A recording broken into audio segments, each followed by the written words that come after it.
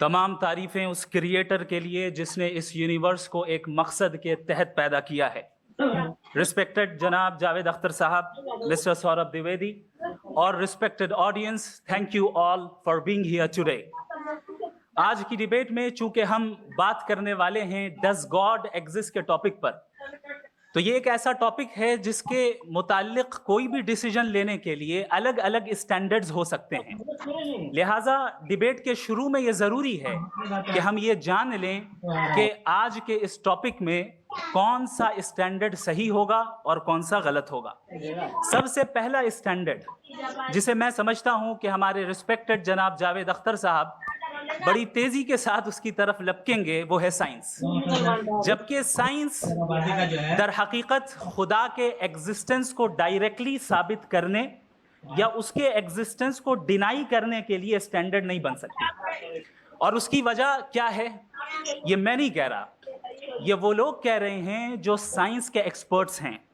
National academy of science कहती है science doesn't have the processes to prove or disprove the existence of God. Why? क्योंकि science का ताल्लुक empirical evidence से है और एम्पेरिकल एविडेंसेस का ताल्लुक हमारे नेचुरल और फिजिकल वर्ल्ड से है, जबकि गॉड नॉन फिजिकल और सुपर नेचुरल रियलिटी है। लिहाजा नॉन फिजिकल रियलिटी को आप उस टूल के साथ नहीं चेक कर सकते जिसका काम फिजिकल रियलिटी को तलाश करना है। लिहाजा आज इस डिबेट में गॉड की एग्जिस्टेंस को साबित करने या उसे डिनाई करने में साइंटिफिक एविडेंस को एक्सेप्ट नहीं किया जाएगा। दूसरा स्टैंडर्ड हो सकता है रेविलेशन, कि रेविलेशन के जरिए हम ये साबित करें कि गॉड एग्जिस्ट करता है या नहीं।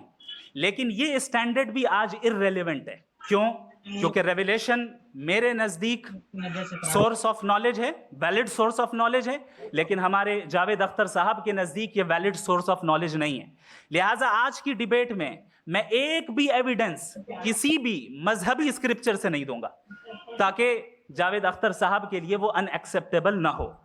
तीसरा जो मेयार हो सकता है वो है ऑब्जर्वेशन, कि भाई कोई कहे कि हमें खुदा दिखाओ, अगर है तो दिखाओ, या ये कि खुदा के एग्जिस्टेंस पर एम्पेरिकल एविडेंस दो, तो ये है दर हकीकत गलत टूल का इस्तेमाल करना। ये ऐसा ही है कि जावेद साहब मुझसे ये मुतालबा करें कि मुफ्ती साहब आप मेटल डिटेक्टर के जरिए प्लास्टिक डिटेक्ट करके दिखाएं।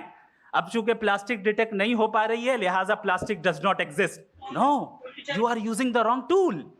इस टूल से प्लास्टिक को डिटेक्ट नहीं किया जाता।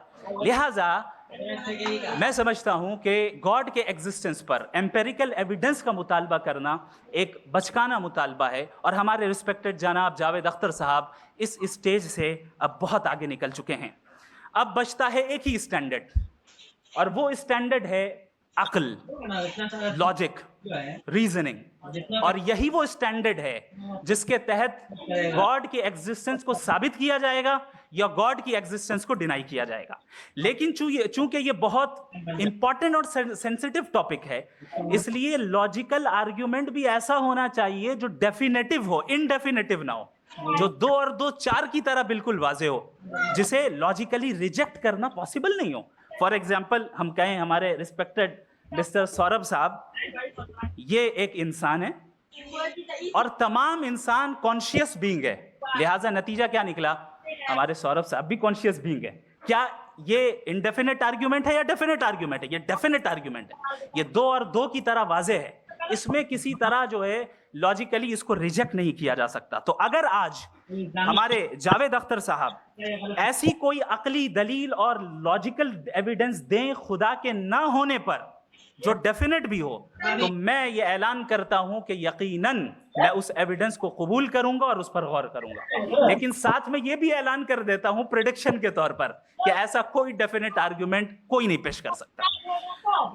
दलील हम देंगे और डेफिनेटिव दलील देंगे, लॉजिकल दलील देंगे, ऐसी दलील देंगे जो एंटायर एथिस्टिक वर्ल्ड उसे रेफ्यूट नहीं कर सकती।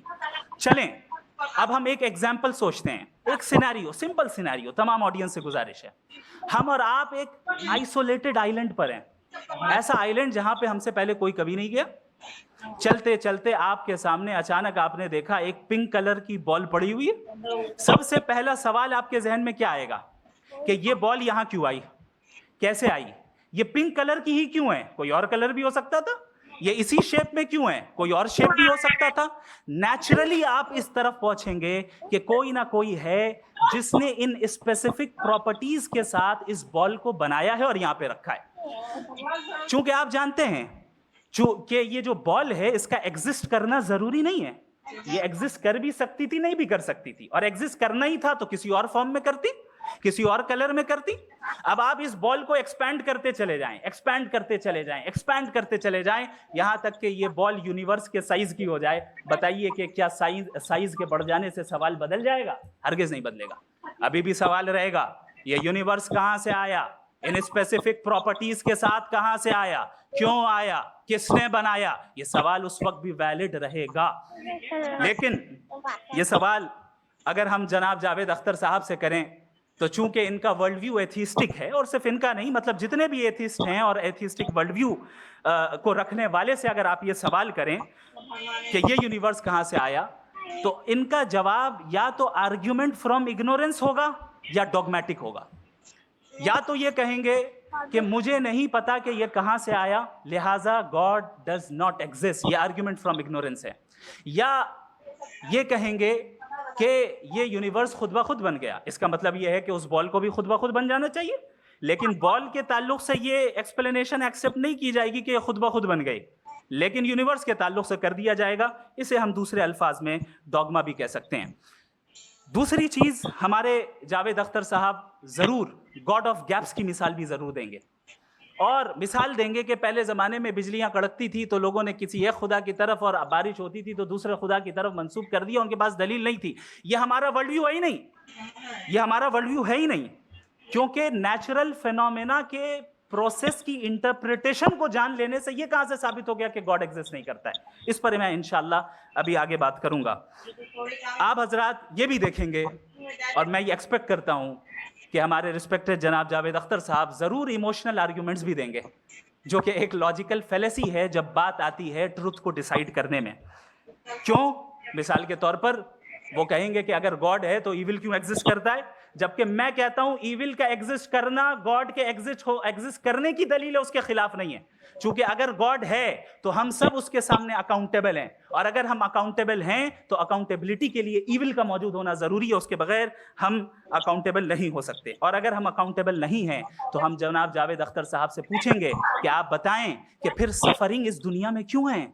अगर खुदा नहीं है तो सफरिंग क्यों है? और उन लोगों के जज्बे का क्या जिनके अंदर सफरिंग के बाद इंतकाम लेने का जज्बा पाया जाता है और वो इस दुनिया से ऐसे ही चले गए, क्या उनकी सारी तकलीफें बेकार चली जाएंगी?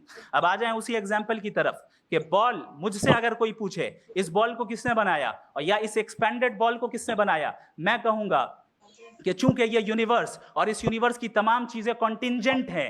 कॉन्टिंजेंट होने का मतलब ये होता है कि जो अपने एग्जिस्टेंस पे किसी के ऊपर डिपेंड करती हो, तो जाहिर है ये यूनिवर्स कॉन्टिंजेंट है। और अगर कोई चीज कॉन्टिंजेंट नहीं है तो मैं रिक्वेस्ट करूंगा कि मुझे दिखा दें कि कौन सी चीज यूनिवर्स में कॉन्टिंजेंट नहीं है, हम भी जरा गौर कर लें और हम भी देख लें। और जब कॉन्टिंजेंट चीजें मौजूद हैं तो फिलोसोफर्स की इस्तिलाह के मुताबिक, हम उस टर्मिनोलॉजी के मुताबिक हम उस जगह तक पहुंचते हैं और उस हस्ती तक पहुंचते हैं जिसे नेसेसरी बीइंग कहा जाता है, कि ये वो नेसेसरी बीइंग है जिसका मौजूद ना होना नामुमकिन हो। क्योंकि अगर ये मौजूद ना हो तो सारी चीजें एग्जिस्टेंस में आएंगी ही नहीं, और ये सारी कॉन्टिंजेंट चीजें उसी के ऊपर डिपेंड करती हैं। अब अगर आप ये सवाल करते हैं कि फिर उस हस्ती को किसने बनाया, फिर उसका कॉज क्या है, फिर उसका कॉज क्या है, फिर उसका कॉज क्या है, और एंडलेसली चले जाएं, इसे हम कहते हैं इन्फिनिट रीग्रेस ऑफ कॉजेस, जो कि लॉजिकल फेलेसी है।